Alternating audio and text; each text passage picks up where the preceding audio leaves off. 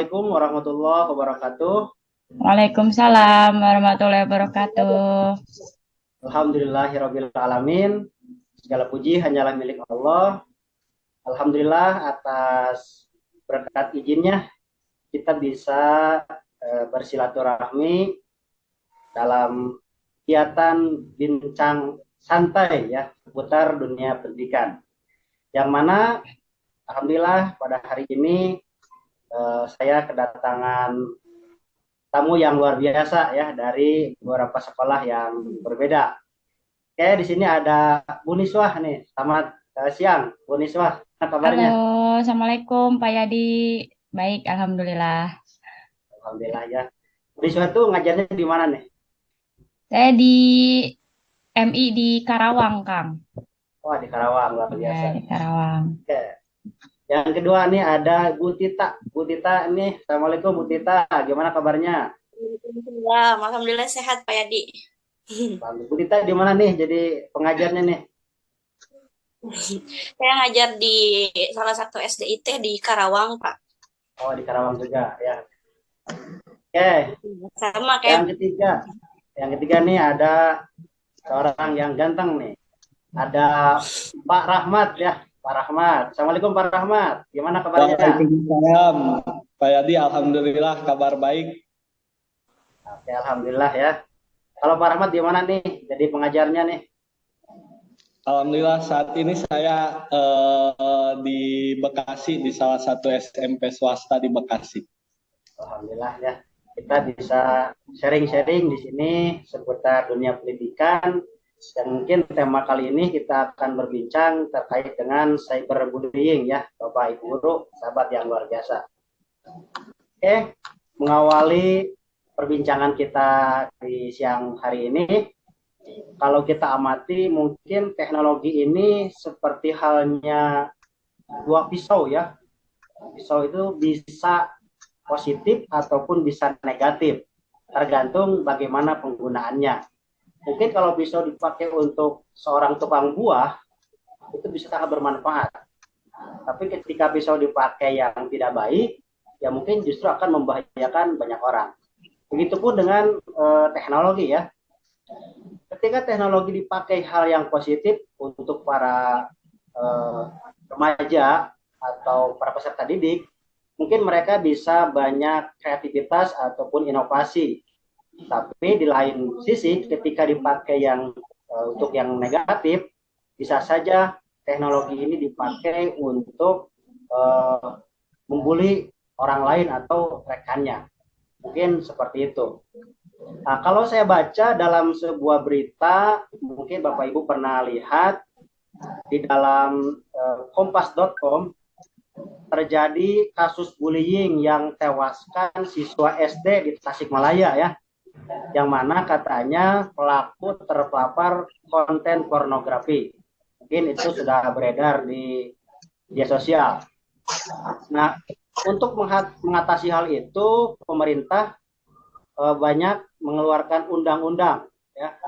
Walaupun pada kenyataannya ternyata implementasinya masih kurang maksimal. Mungkin kira-kira menurut Bapak Ibu nih, kira-kira tanggapan Bapak Ibu terkait bullying itu seperti apa? Apakah misalnya berhadapan, pukul-pukulan, koyokan atau bagaimana nih kira-kira? Mungkin ada yang mau tanggapan dari siapa? Bu Riswa dulu ya, silakan. Oke, baik Kang Yadi. Kalau kita baca dari data apa namanya jurnal ya.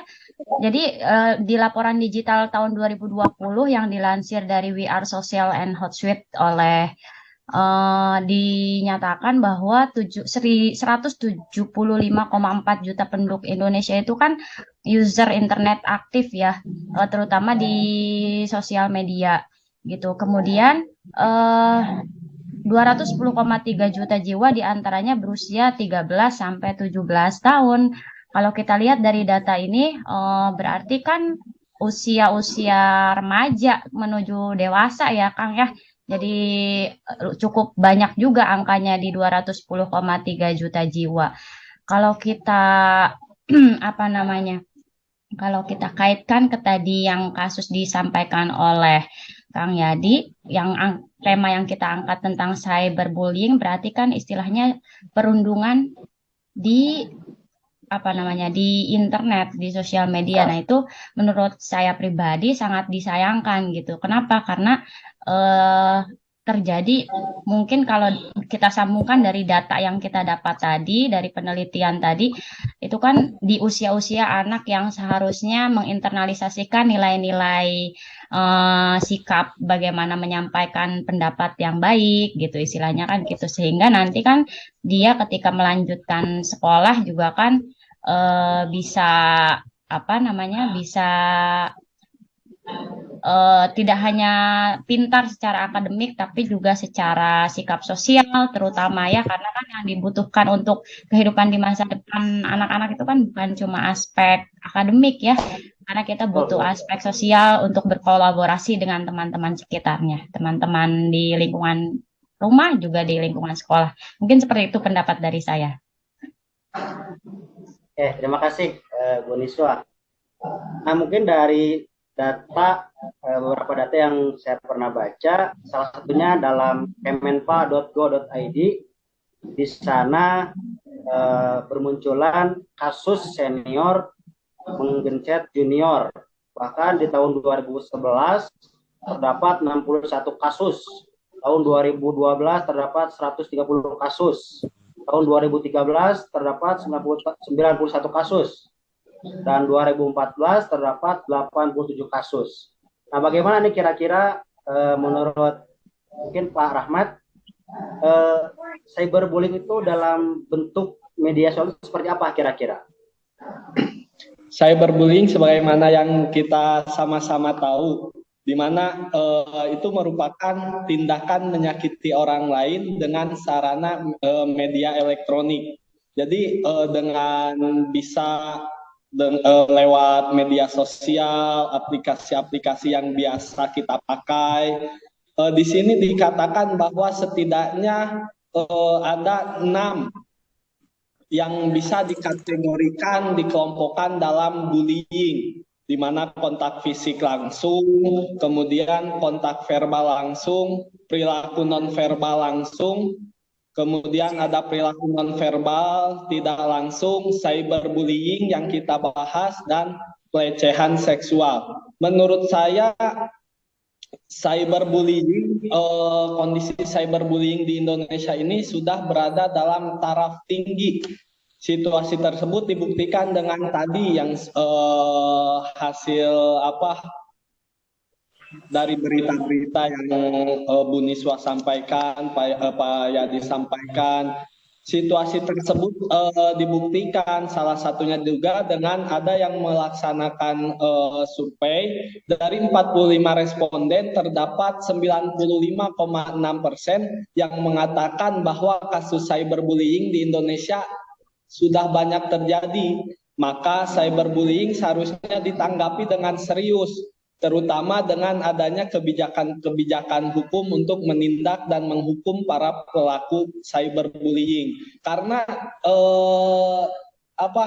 sangat merugikan salah satu pihak ya. Cyberbullying, kita tidak menyadari bahwa tindakan kita telah merugikan orang lain, padahal orang lain dengan kita salah ketik atau apa bisa mengakibatkan orang lain terkena bully. Mungkin itu hal inilah karena keberadaan media sosial semakin memberi peluang bagi pengguna untuk berkomentar buruk dan lain sebagainya. Mungkin itu tanggapan saya, Pak Yadi. Terima kasih Pak Rahmat tanggapan terkait dengan itu. Nah, bagaimana nih kira-kira nih? Kan kalau misalnya bully secara langsung kan mungkin terasa efeknya. Nah, kalau dalam media sosial ini kira-kira contohnya atau dampaknya nih, kira-kira seperti apa nih? Dampak dari cyberbullying ya, cyberbullying di media sosial seperti apa kira-kira? Enggak, mungkin Teh Bu Tita. Ya, seperti yang sudah dibahas ya sama Bu Niswa dengan Pak Rahmat ya tadi terkait data-data bullying di Indonesia, ya. Terus kemudian tadi ada kategori bullying, terus punya ada cyberbullying. Kita contohnya kasus yang tadi sudah dibacakan oleh Pak Yadi ya tentang siswa SD yang apa yang terkena cyberbullying oleh teman-teman itu kan berawal dari apa pembulian yang di situ diceritakan katanya si Pak yang berinisial siapa itu tadi Pak yang berinisial F ya berinisial F awalnya itu kan di situ diceritakan katanya suruh membuat video yang mana video itu tentang seksual ya dengan hewan katanya gitu. Nah si siswa itu katanya awalnya diancam oleh sekelompok temannya untuk membuat video tersebut. Nah karena takut siswa itu menuruti dari perintah teman-temannya. Nah dari situ kan kita tahu berarti anak-anak tersebut ya anak-anak yang tadi membuli itu kan berarti sudah terkontaminasi oleh pornografi ya Pak. Nah dampaknya terhadap anak yang tadi terkena cyberbullying itu ke apa namanya dampaknya itu kan ke psikologi dia ya yang mungkin ya Bu ya. Dari video tadi dari video yang dia kirim itu kan dia share gitu ya itu di dalam kasus itu si yang membulinya itu menyebarluaskan video yang tadi yang udah dibuat oleh korban ya. Nah di situ kan membuat psikologi anak tersebut terganggu ya. Dia jadi tidak mau makan gitu. Di situ sampai sakit dan akhirnya kan sampai meninggal dunia gitu. Fisiknya tadi yang terganggu kan karena dia takut, malu dan sebagainya gitu. Jadi sangat berpengaruh besar ya terhadap kejiwaan. Mungkin Betul. Anak itu bisa depresi ya, bisa frustasi, bahkan bisa bunuh diri juga Bu ya. Ya betul, setuju. Nah kira-kira nih menurut Ibu Bapak penanggulangannya seperti apa nih supaya cyberbullying ini tidak terjadi lagi di dunia pendidikan kira-kira? Siapa nih? Aku ya mungkin. Baik, kalau kita lihat penanggulangannya otomatis harus dalam cakupan luas juga ya dari pemerintah juga harus serius menanggulangi hal ini karena dampak dari cyberbullying ini juga luar biasa ngerinya gitu sampai kan kesehatan mental anak akan terganggu, bahkan sampai berani bunuh diri seperti itu. Ini kasus kan sebetulnya memang lama, cuma kan karena sekarang penggunaan internet juga semakin banyak semenjak pandemi, jadi otomatis makin banyak juga kasus yang terjadi gitu karena penggunaan internetnya semakin sering gitu frekuensinya. Nah di Korea juga kan sampai bunuh diri karena kasus ini. Mungkin penanggulangannya bisa dari pihak pemerintah menggulirkan kebijakan aturan penggunaan internet untuk untuk anak dari usia berapa sampai usia berapa, kemudian bagaimana undang-undang ITE-nya juga harus diatur kembali. Kemudian dari segi sekolah atau pemerintah daerah juga harusnya tidak putus hanya di pemerintah pusat, hanya harus nyambung gitu ke pemerintah daerah, juga nyambung lagi ke sekolah, lalu sekolah akan nyambung ke orang tua gitu. Jadi bersiklus gitu ya kalau menurut saya pribadi. Jadi kan pendidikan di sekolah kemudian nyambung ke pendidikan di keluarga, mungkin sosialisasinya dengan cara parenting atau semacam apa kan jadi edukasi orang tuanya juga perlu karena orang tua sekarang juga kan istilahnya sama-sama mungkin ayah bekerja ibu bekerja gitu jadi kemungkinan ada sedikit atau banyak berpengaruh juga gitu untuk membebaskan penggunaan internet terutama sosial media untuk anak-anak di bawah umur terutama begitu mungkin. Jadi harus ada kesepakatan bersama mungkin Bu ya dari pemerintah karena memang pendidikan itu bukan cuma tanggung jawab guru dan kepala sekolah ya, tapi harus ada kesepakatan bersama mulai dari pemerintah, kepala sekolah bahkan sampai orang tua bagaimana agar anak itu bisa dipantau dengan Iya. secara ketat agar mungkin tidak terjadi hal yang tidak diinginkan. Iya, Pak Edi.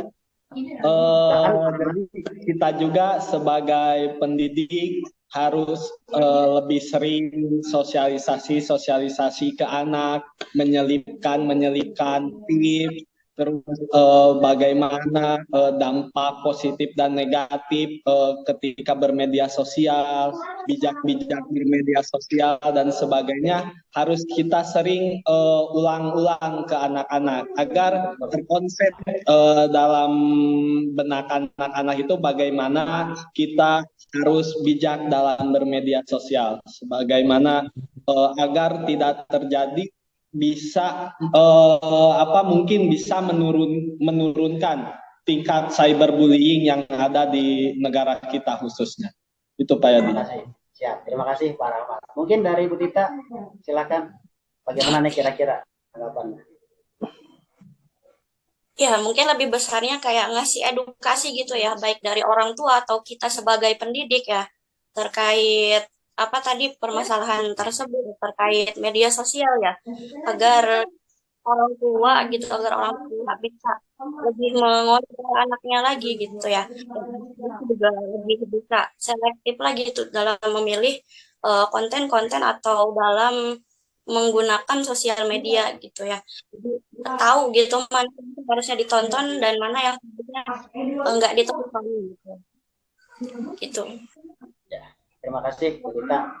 Jadi karena sedikit banyaknya kita berinteraksi dengan sosial media, ya mungkin kita harus lebih memberikan edukasi kepada anak-anak kita. Mudah-mudahan kejadian cyberbullying ini tidak terjadi lagi kepada kita ya, Bapak semua.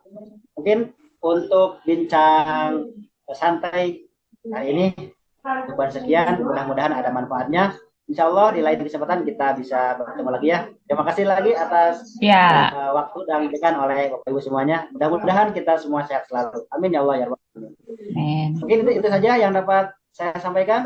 Mohon maaf apabila ada kekurangannya. Assalamualaikum warahmatullahi wabarakatuh. Waalaikumsalam warahmatullahi wabarakatuh. Terima kasih Kang Atur nuhun. Ya. Setelah perbincangan kita tadi, alangkah baiknya kita sama-sama mengurangi tingkat bullying atau perundungan itu dengan sama-sama kita mengetahui apa itu bullying, di mana bullying itu bisa terjadi dan kapan perundungan atau bullying itu bisa terjadi. Pastinya kita punya banyak impian yang ingin kita raih. Kemauan, optimisme, dan semangat yang kita miliki adalah kunci untuk meraih impian kita dan mengatasi berbagai rintangan yang menghadang. Salah satu rintangan yang pasti akan kita jumpai atau yang ada menghadang adalah perilaku perundungan atau bullying. Pernah kita mengalami perundungan, misalnya dikucilkan atau dihina teman. Setiap remaja menanggapi perundungan dengan cara yang berbeda. Ada yang terusik, namun ada juga yang terganggu. Ada yang menderita hingga mengalami depresi berkepanjangan, bahkan ada yang kemudian bunuh diri saking tersakitinya akibat bullying itu.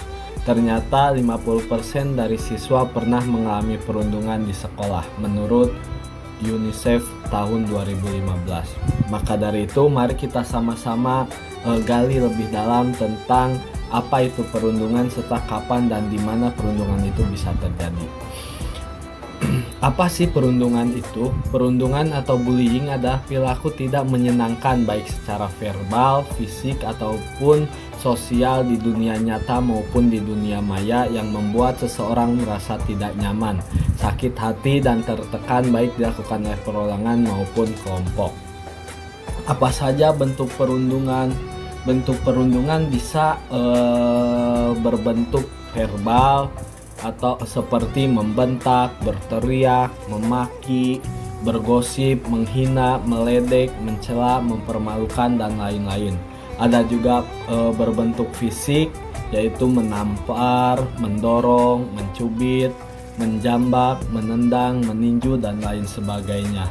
Ada juga yang berbentuk dari sosial berbentuk sosial, yaitu mengucilkan, membeda-bedakan, mendiamkan, dan lain-lain. Perundingan. Nah, sekarang seperti yang kita bahas di perbincangan tadi, perundungan di dunia maya atau cyberbullying. Contohnya bisa seperti memperolok di media sosial, mengirimkan berbagai pesan yang menyakiti, menghina, mengancam, dan lain sebagainya. Pesan teror, menyebarkan kabar bohong, mengubah foto tidak semestinya seperti sebagaimana yang sering terjadi antara siswa, memfoto siswa yang lain dijadikan stiker dan lain sebagainya tanpa persetujuan orang yang bersangkutan. Perang kata-kata di dunia maya, membuat akun palsu untuk merusak reputasi orang, memperdaya seseorang untuk melakukan sesuatu yang memalukan, dan mengucilkan seorang dari grup daring. Di mana dan kapan terjadi perundungan? Perundungan dapat terjadi di mana saja dan kapan saja. Dapat berlangsung dalam 24 jam baik di dunia nyata maupun di dunia maya. Seperti bisa terjadi di sekolah. Sekolah bisa terjadi di kelas, di halaman, di kantin, di kamar kecil, di perpustakaan, di lorong-lorong sekolah, dan di tempat-tempat sepi lainnya. Di rumah pun perundungan bisa terjadi, di tempat-tempat anak berlatih, olahraga, seni tari atau nyanyi dan lukis. Di tempat ibadah, di restoran, di dunia maya seperti media sosial, pesan elektronik yang sehari-hari kita gunakan, itu bisa terjadi perundungan. Nah, maka dari itu perlu kita ketahui juga dampak dari perundungan itu sendiri. Perundungan bisa berdampak pada akademis kita, seperti penurunan prestasi akademis, penurunan tingkat kehadiran di sekolah, berkurangnya minat pada tugas dan kegiatan sekolah, kemudian pada sosial kita, kemudian pada fisik kita, dan yang terakhir pada emosi kita. Nah, dengan kita mengetahui ini, mudah-mudahan bisa menjadi pelajaran untuk kita.